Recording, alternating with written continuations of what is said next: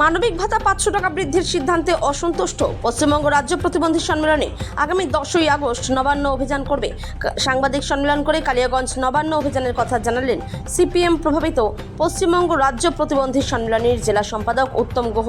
বৃহস্পতিবার মহেন্দ্রগঞ্জে সিপিএম কার্যালয় প্রমোদ দাশগুপ্ত ভবনে সাংবাদিক সম্মেলনে বিজেপির বিরুদ্ধে নির্বাচনী প্রতিশ্রুতি ভঙ্গের অভিযোগ এনেছে রাজ্য প্রতিবন্ধী সম্মেলনে। উত্তম গুহের অভিযোগ, সদ্য সমাপ্ত বিধানসভা নির্বাচনে বিজেপির প্রতিশ্রুতি ছিল বাংলায় তাদের সরকার ক্ষমতায় এলে বিভিন্ন ভাতা দ্বিগুণ তথা 2000 টাকা করা হবে, কিন্তু বাস্তবে দেখা গেল বাংলায় ক্ষমতা আসা বিজেপি চালিত সরকার নিজেদের নির্বাচনী প্রতিশ্রুতি ভুলে অন্যান্য ভাতার মতোই মানবিক ভাতা 500 টাকা বৃদ্ধি করেছে। আগে 1000 ছিল, এখন সেটা 1500 টাকা হবে।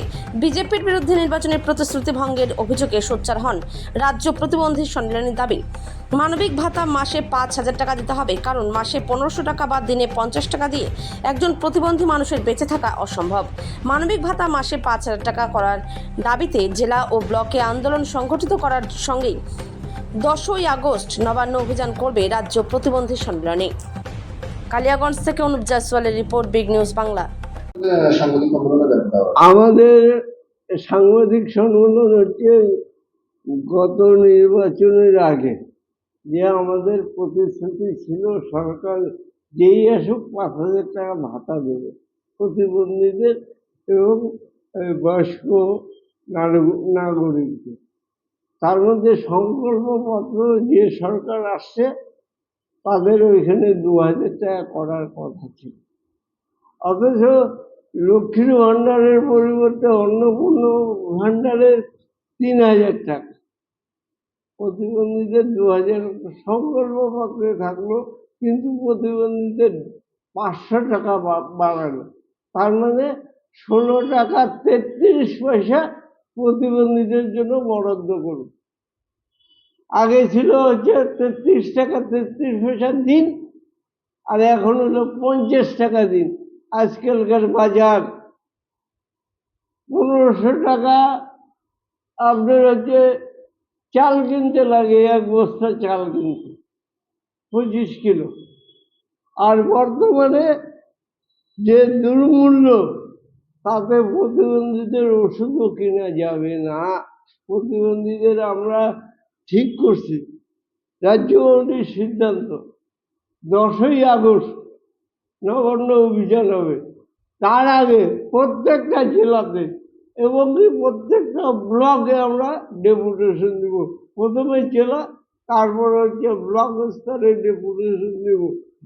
অন্যান্য সুযোগগুলো যেমন হচ্ছে ঠিক আছে, ভাতা 1500 ঠিক আছে, যারা কাজ করতে পারবে তাদের কাজের কথা বললো না, যারা লোন পায় একটা বড় কিছু ব্যবসা করতে পারে তাদের কথা বললো না, শুধু ভাতার কথা বলে দিল। আমি মাননীয় মুখ্যমন্ত্রী নতুন এসেছেন, আমি তার উদ্দেশ্যে একটা কথা বলতে চাই যে আমাদের সুযোগ যেগুলা কেন্দ্রীয় সরকার ঘোষণা করছিল, যে হচ্ছে স্কিল ডেভেলপমেন্টের মাধ্যমে প্রতিবন্ধীদের ট্রেনিং দিয়ে তাদের কাজের ব্যবস্থা, সেটা হচ্ছে 15 বছর ধরে পশ্চিমবঙ্গে বন্ধ ছিল, সেটা চালু কোথায় হবে? কারণ আপনি তো ঘোষণা করলেন আয়ুষ্মান ভারত প্রতিবন্ধীদের চিকিৎসার ব্যাপারে, আপনারা আয়ুষ্মান ভারতে প্রতিবন্ধীদের কথা তুলে ধরলেন না। তারপরে হচ্ছে মানবিক ভাতা 1500 টাকা দিচ্ছেন, এটা ঠিক আছে, কিন্তু হচ্ছে ওই যে অন্নপূর্ণা ভাণ্ডার, প্রতিবন্ধী মায়েরা যাদের 25 বছর হয়েছে তারা কেন অন্নপূর্ণা ভাণ্ডার পাবে না আর মানবিক ভাতাও পাবে না কেন? এটা তো আগে ছিল, এখন হবে না কেন? যদি একটা হয় তাহলে ওকে 4500 দেওয়া উচিত। আমাদেরও 5000 টাকা ভাতার দাবি।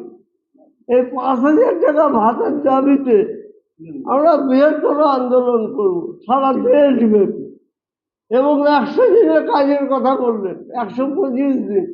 ওইখানে আমরা দেখলাম যে কি বলে বিভিন্ন জায়গায় ক্যাম্প হলো, অথচ প্রতিবন্ধীদের 100 দিনের জব কার্ডের ব্যবস্থা হলো না। এবার হচ্ছে রেশন কার্ড, রেশন কার্ডে যে ওই যে অন্তর্দয় অন্নপূর্ণা যোজনার যে কার্ডটা, সেই কার্ডটা প্রতিবন্ধীদের জন্য ঘোষণা করা হলো না। তারপরে যে ঘর, ওই যে মাটির ঘর থাকলে ঘর পাবে, অথচ টিনের বেড়া, টিনের ঘর, বাড়িতে কোনো পাকা পায়খানা পর্যন্ত নাই প্রতিবন্ধীদের, তাদেরকে ঘর দেবে না। এরকম কোন আইন আছে?